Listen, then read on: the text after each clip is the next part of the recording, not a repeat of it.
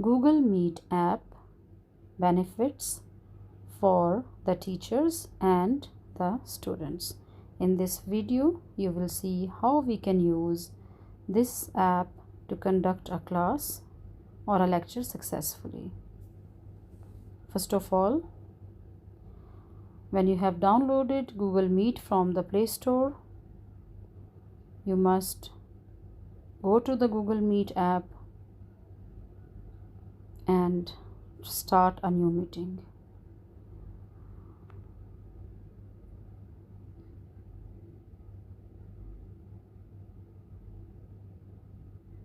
You can also find the meeting code on this panel,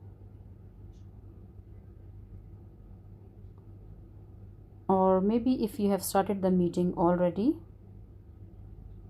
then by mistake if you press the back button, you can rejoin the meeting. This can also happen during the lecture. If you have gone out of the meeting, quickly go back and rejoin the meeting. And the students can also do the same. So once the meeting is going on, there are some beneficial tabs which we can use efficiently to make it successful. Here you will see all the participants, and then the comments. Anyone can write down the comments in the comment section.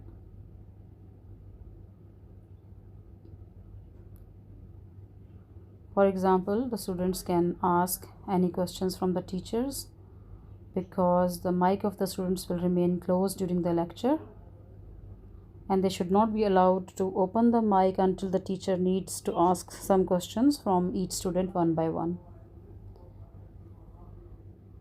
So allow your students to write down the questions if they are feeling some problems or some questions are there in their mind, so they can quickly write them down in the comment section. And students should avoid to write comments for each other, and they should only write the comments if there is any question, so that the teacher can answer that question or make that issue clear or solve that problem.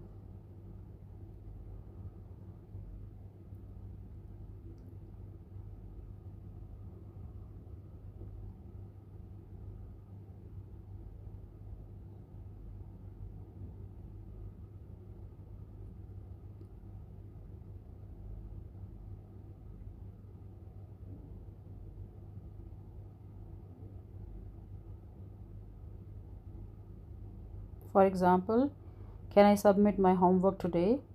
So the teacher, if she wants to speak to the student, she will answer on the phone in the mic, and the students can hear her while their mics are closed.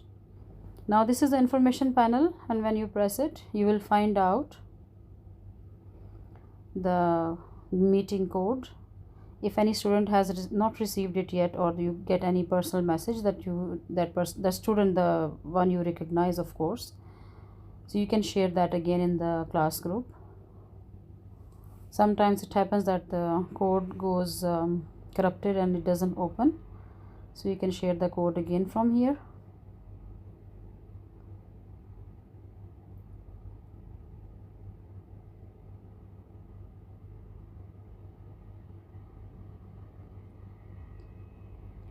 Now let's talk about the other tabs in Google Meet which are beneficial for us. So these three, I think you have understood about these three buttons. This is the pin mark. In this pin mark, if you are going to pin mark any screen, you will see that person on the screen. So mostly the teacher can pin mark any student who is going to answer or who is going to tell something to the class, or you can pin mark yourself also. So on the screen you will see these three buttons. One is showing the video, the front camera, and the other one is showing the microphone.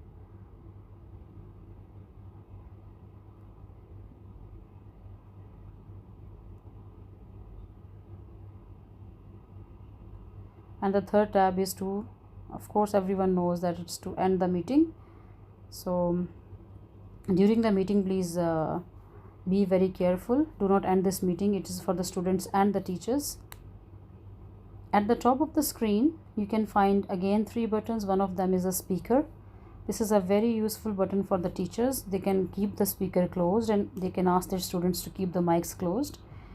So when their speaker is off, they cannot hear the students even if they are asking something or they are trying to disturb. So the teacher can ask the students to keep their mics closed and only listen to the lecture, because she cannot hear them. Her speaker is off. She can turn on the speaker once the lecture has been finished, and then she can ask the students to tell about any discussion or any questions once the speaker is on and the teacher allows the student to speak. The second button that I want to talk about is this 3 dots. When you press them, you will find out the options of switch camera,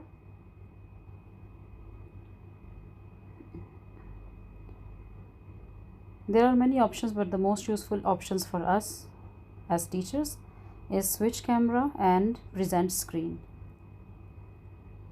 You can switch the camera while you are trying to show to the students any whiteboard that you are using to explain any questions like maths, or you are trying to explain any diagram. Then you can use the board and you can switch the camera on the board, and please make sure that it is focused and no extra light is coming on the board, so that all the students can see the board. Now present screen is also a very useful feature of Google Meet. Once you present your screen, the screen of your phone will appear to the students wherever you will go. For example, you can take them to Google Classroom and you can go and show the assignments to them, or you can take them to YouTube and show any useful video to them, or the PowerPoint, you can show the PowerPoint slides to them which we have made according to the lecture. So now I will present the screen and I will show you how this presenting the screen is useful for the teachers and the students as well.